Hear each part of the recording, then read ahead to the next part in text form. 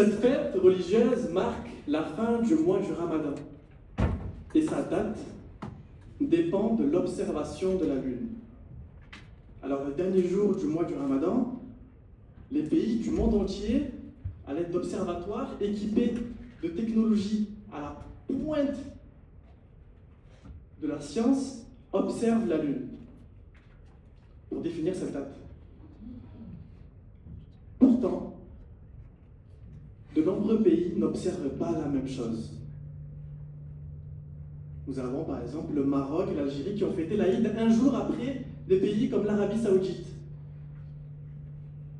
Alors si deux pays, équipés d'outils à la pointe de la technologie, regardent la même lune au même moment et ne voient pas la même chose, alors imaginez ce que voit une personne qui ne regarde même pas la lune. Et si la valeur de la lune ou son état dépendait de notre regard? Et je me suis posé cette question. Un jour où j'étais en cours d'économie. Et le professeur s'est exclamé: la valeur de quelque chose dépend de sa rareté.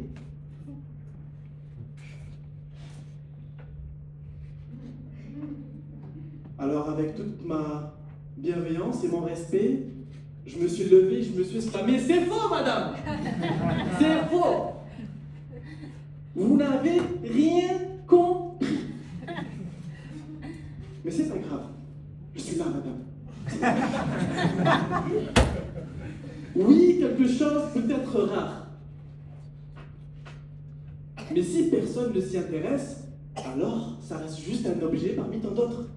Ce n'est pas la rareté qui crée la valeur, mais c'est le regard que l'on pose dessus. Alors en réalité, quelque chose a de la valeur seulement si on lui donne de l'intérêt. Ah ben oui, madame. Ah ben oui. Ah ben oui. Ah mais il fallait penser avant, madame. Suite à ça, j'ai redoublé.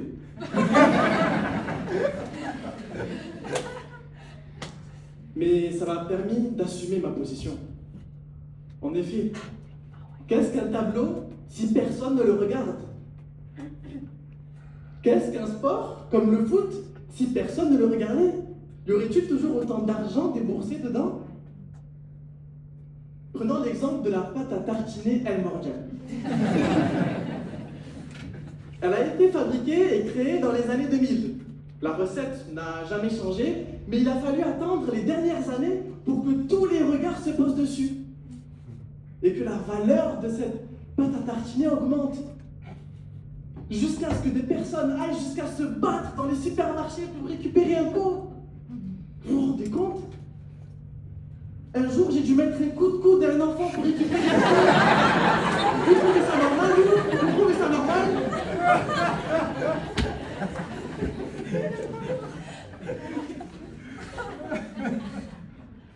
Selon notre regard, une chose peut prendre vie ou devenir invisible.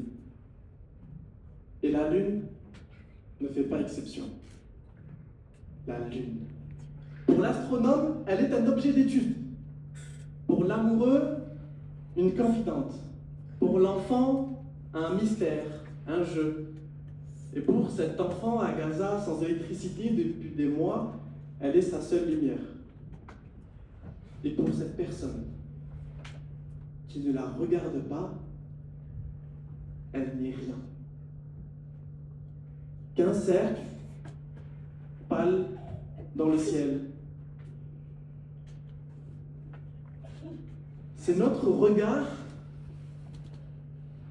qui change tout. Si l'on ne regarde pas la lune, on ne peut même pas se rendre compte de ce qu'elle représente, car c'est notre regard qui nous permet de comprendre et parfois même de transformer. Mais souvent, on se rend compte que l'on regarde trop tard, que l'on donne de l'intérêt quand c'est trop tard. Et moi aussi, j'ai compris ça. Mais trop tard. J'ai compris ça le jour où j'ai reçu un message. Un message envoyé par ma sœur. Grand-mère est morte.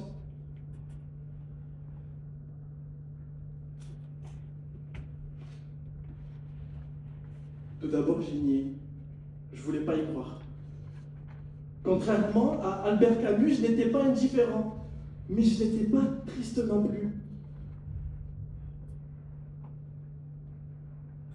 Un sentiment s'est accaparé de tout mon corps et m'a tétanisé.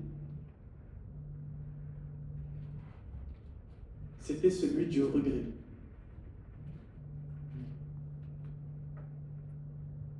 Jusqu'à aujourd'hui, ma grand-mère était vivante.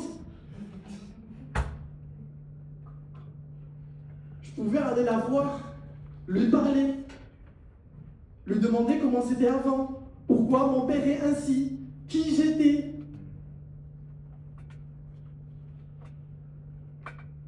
Ma grand-mère, c'est ma lune. Elle souriait toujours en me regardant, m'éclairait, veillait sur moi la nuit. Et elle est partie un beau matin. Et je pense à ce jour où je me suis moqué d'elle. Je devais choisir mes spécialités pour le baccalauréat. Alors j'hésitais entre les mathématiques, l'économie et la physique-chimie. Et ma grand-mère est arrivée devant toute ma famille, m'a dit de choisir le tennis. En argumentant, le tennis, les tennisman ils sont très bien payés, fais-moi confiance. Et je me suis moqué d'elle. Mais ma grand-mère n'a jamais mis un pied à l'école. Elle ne sait même pas ce que c'est une spécialité. Alors quand elle me dit de choisir le tennis, en réalité ce n'est qu'un prétexte pour s'intéresser à moi. Ce n'est qu'un prétexte pour me parler.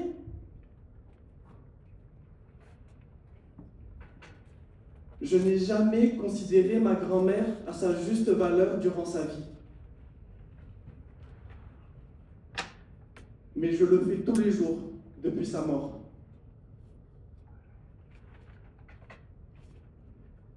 Mesdames et messieurs, sans notre regard, la lune n'est qu'une grosse pierre perdue dans le ciel. Ma grand-mère n'est qu'une petite pierre tombale perdue dans la terre. La lune n'est pas la même quand on ne la regarde pas, et nos proches aussi. Alors regardons. Regardons ce qui nous semble déjà acquis. Regardons ce qui brille doucement dans l'ombre. Regardons les personnes que l'on aime. Car la mort nage dans l'indifférence. Et même une larme qui noie un regard ne ramène pas à la vie.